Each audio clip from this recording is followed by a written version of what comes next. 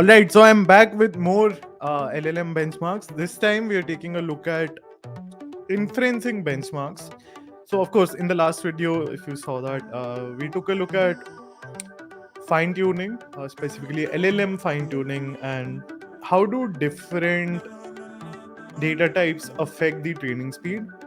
So, the obvious next step is how can you speed up inference? So, how do you speed up the part when where you deploy these models? How can you get more out of them? How can you speed them up? So that got me curious, and that led me to a couple of packages. There's one by NVIDIA, an open source package called Tensor-RT. So that takes care of all sorts of models. And then there's another package called Tensor-RT LLM, obviously for LLMs. And I thought this might be the best package since it comes from, well, the GPU factory. That might not be exactly true, but so I decided to test the package out, and in this video we'll take a look at what is it exactly. I of course run these benchmarks on my 6000 ADA, and this video is basically my first impressions of the package, some thoughts on it, and some general ideas on where to go from here, along with some caveats that I learned about the package. More on that later. So here's the setup for today's video. I'm going to basically follow the readme of Tensor-RT LLM and basically compare inferencing of Llama 2 7 billion models on a batch size of 1. For a summarization task, I'm just using their example scripts, and we run this for FP16. I know that's wrong. I know it should be B float 16, but for some reason I couldn't get it to work. So we compare FP16 versus int8 versus int4. And then I also ran it without Tensor-RT, so just the Hugging Face version, and we try to compare them. So if you take a look at this plot, this actually makes me happy because the last time I ran the fine-tuning benchmarks, I was complaining why int8 is the slowest and int4 is the second slowest, and then you have FP16 which is the fastest.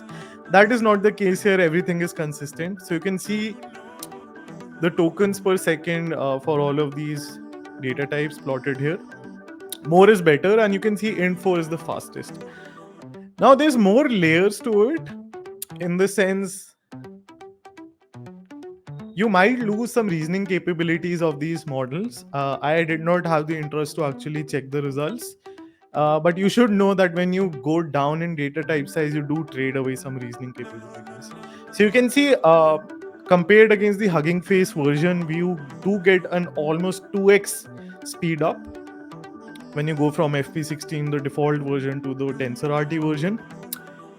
Surprisingly, if you use bits and bytes, I didn't get any speed up for int4.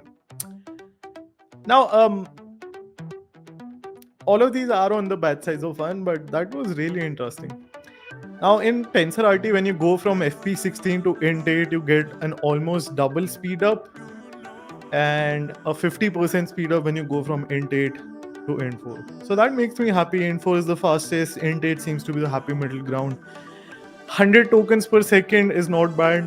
Now, yep, this is on a 6000 ADA, but it's also on a batch size of 1, so you can probably squeeze more performance out of this thing. So those are the results up front.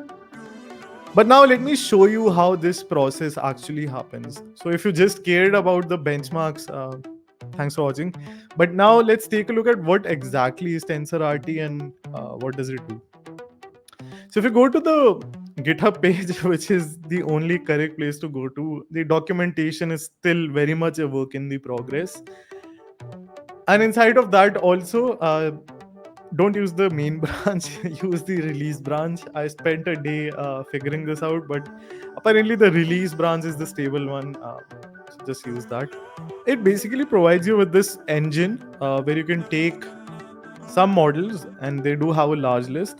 So you download these models from Hugging Face, you download their weights, and then you can, first of all, quantize them if you would like to, and then compile them or build them into a Tensor-RT engine, which is where the speedups actually come. So if you take a look at any examples, and this is what I ran here. The steps are pretty straightforward. So I chose to run the Llama 2 model just because it's a good model. What I ended up doing was downloaded the Hugging Face 7 billion checkpoint. And from there, you first of all convert it. So you have to first run the conversion script and specify the output directories from where you get these checkpoints that you can then compile or build into Tensor-RT engine. So after that, after you've run the conversion script, you can just build them out. This does use a GPU when it's building, so it's actually faster. It doesn't take too long, like maybe a minute or two. And once you've done that, you have this engine that you can then simply use. So the steps are very similar for pretty much all across the board. Download the model, specify how would you like to convert it. So you specify the data types or the quantizations, and then you build the engines. Once you build the engine, you run them. I just ran their summarization script, so that actually runs it on the CNN Daily Mail dataset, which has about 11,000 examples and summarizes those. And there's much more nuances that you can go into. So if you're actually working with a custom model type, you can go into the weeds and actually do much more. But this is where I think the things sort of get a little hard, in the sense this is an early package. It only came out about 6 months ago, so the documentation is pretty sparse. I know Nvidia might be watching this. Please send me another GPU.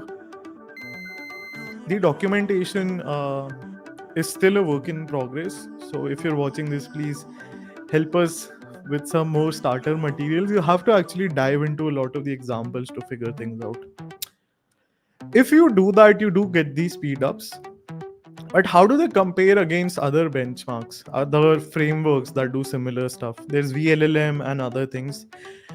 I did not get a chance to run those. Hamel ran this fantastic benchmarks, but surprisingly, he also didn't get to compare Tensor-RT there. So what I ended up doing was I actually used his scripts to run the base version of the benchmarks. If you're curious, it's a fantastic blog post. Go check that out, and that should give you an idea of what other options exist. But I think for what it provides, as long as you're staying within these defined models, which I think are quite definitive. They even have the Phi models inside there and also the Mistral models. As long as you're staying within them, the process to getting more GPU, more tokens is pretty straightforward. But if you venture outside of that, I have not got the chance to test it out. It does promise some good speedups, but I'd be curious to hear from you if you actually have tried this. So I only had the chance to run the examples, but the promises were very clear. The speedups were there. Here's the results again. These were my first impressions. So still early days, I think, but good speedups out of the box.